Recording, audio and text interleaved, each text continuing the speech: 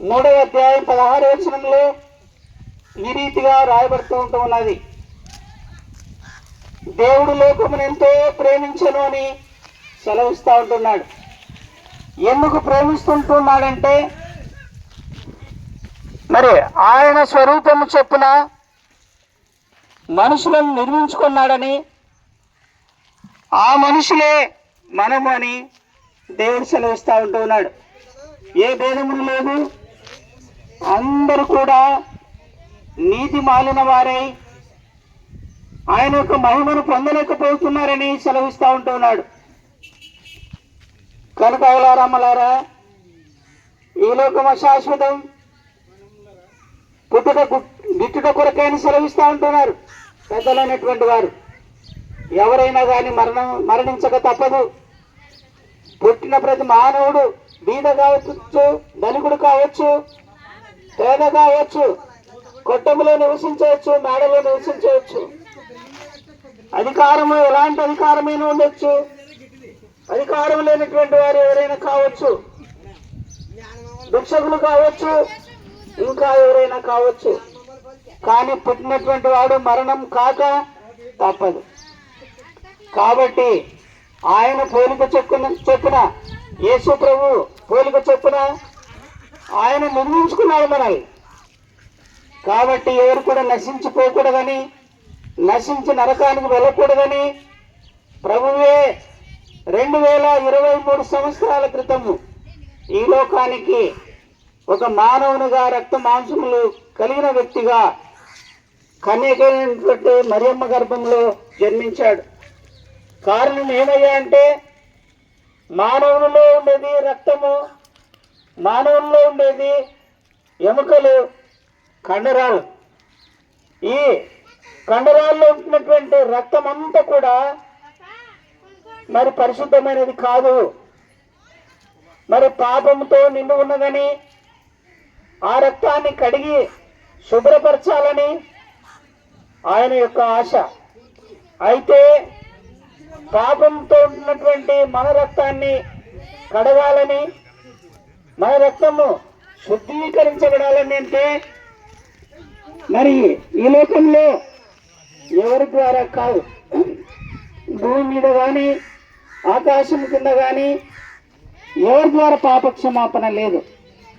ఎందరో వచ్చారు, ఎంతో మరి సేవ చేశారు, మరణించారు, సమాధి చేయబడ్డారు, అయితే లేవలేదు.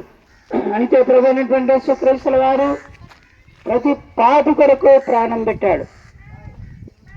కారణం ఏమిటంటే ఆయన రక్తాన్ని కారిస్తే ఆ రక్తంతో మన రక్తం శుద్ధీకరించబడుతుందని, ప్రతి పాపం కడగబడుతుందని మరి ఆయన యొక్క ఇచ్ఛ. కనుక ఆయన నీ కొరకు నా కొరకు ఈ లోకంలో తన యవ్వన రక్తాన్ని కార్చాడు. 33 సంవత్సరాలు జీవించి మరి ఆయన మరణం కాకపూర్వము అనేకులను స్వస్థతపరిచాడు, అనేక మందిని బ్రతికించాడు, రోగాలను తీసివేశాడు, ఎన్నో మరి ఆ యొక్క సూచక్రియలు చేస్తూ వచ్చాడు. కాబట్టి ఎలారమ్మలారా, మరి సూక్ష్మములో మోక్షము, మనం ఎక్కడికెక్కడికో వెళ్తాం, అయితే ప్రభు మార్గం ఒకటి ఉంది. ఆయన చెప్తూ ఉంటున్నాడు, ఎవరి ద్వారా మోక్షము రాదు, ఏ మార్గంలో నువ్వు పయనించినా మరి మోక్షరాజ్యంలోకి వెళ్ళలు, కేవలము నా ద్వారానే తప్ప అని సెలవిస్తూ ఉంటున్నాడు. అందుకొరకే నేనే మార్గమును, నేనే సత్యమును, నేనే జీవమును, నా ద్వారానే తప్ప పరలోక రాజ్యంలోకి, మోక్ష రాజ్యంలోకి, యుగ యుగాలు సంతోషంగా ఉండేటువంటి రాజ్యంలోకి ఎవరు రారని ప్రభు అయినటువంటి యేసుక్రీస్తుల వారు సెలవిస్తూ ఉంటున్నాడు. కాబట్టి అయలారమ్మలారా, మనము మరి పుట్టాము, మరణం కాక తప్పదు. ఒకవేళ ఈ లోకంలో 60 ఏళ్ళు ఉండవచ్చు, మరి 70 ఏళ్ళు బతకవచ్చు, మరి 80 ఏళ్ళు బతకవచ్చు, 100 ఏళ్ళు బతకవచ్చు. ఎప్పుడైనా ఇల్లు రమ్మంటుంది, మన యొక్క గుంత రమ్మంటుంది. కాబట్టి మరణం కాక మునిపే నీవెవరు తెలుసుకో. ప్రభు నా కొరకు ఈ లోకానికి వచ్చాడట, మరి నా కొరకు భూమిని ఆకాశమును సమస్తాన్ని సృష్టించాడంట, నన్ను కూడా నిర్మించుకున్నాడంట. కాబట్టి ఆయననే అందరికీ ప్రభు. యేసు క్రీస్తు ఏ మతానికి ఏ జాతికి అని కాదు, లోకంలో ఉండే వారందరికీ ప్రభు అని సెలవిస్తూ ఉంటున్నాడు. నా ద్వారానే పరలోకము అద్భుతంగా సెలవిస్తూ ఉంటున్నాడు. కాబట్టి నీవు ఖర్చు పెట్టుకోవాల్సిన అవసరం లేదు. కేవలము ప్రభువా నేను పాపిని, నాలో ఈ రకమైనటువంటి పాపాలు ఉన్నాయి, ఈ పాపాలను తీసివేయి, వీటిని తొలగించు, నన్ను క్షమించు, నన్ను నీ బిడ్డగా చేసుకో అని చెప్పి కేవలం ప్రార్థిస్తే చాలు. నీవు ఏ కులమైన కావచ్చు, ఏ మతమైన కావచ్చు, ఏ జాతి అయినా కావచ్చు, ఏ భాష మాట్లాడేవారైనా కావచ్చు, ఏ ఊరు వారైనా కావచ్చు, మరి యేసు ప్రభు ఫలానా వర్గానికి ఫలానా కులానికి దేవుడని కాదు, అందరికీ దేవుడు.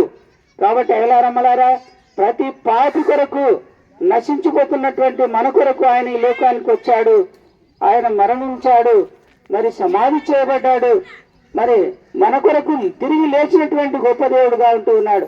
ఈనాడు మనం గమనిస్తే ఈ భూమి మీద మరి నడుబొడ్డులో మరి ఆయన యొక్క సమాధి నేటి వరకు మరి ఉంది. అందరూ కూడా మరి సమాధిలో ఉన్నారు. అయితే ప్రభువైనటువంటి యేసుక్రీస్తుల వారు మాత్రము మరి తిరిగి లేచినాడు, మూడో దినం లేచినట్లుగా మరి సెలవిస్తూ ఉంటున్నాడు. మనం ఇప్పుడు కూడా చూడవచ్చు. కాబట్టి అయలారమ్మలారా, మరి మోక్ష రాజ్యంలో చేరుకోవాలంటే కేవలం ప్రభువా నేను పాపిని అని ఒప్పుకుని మన పాపాలను తొలగించుకొని ఆయన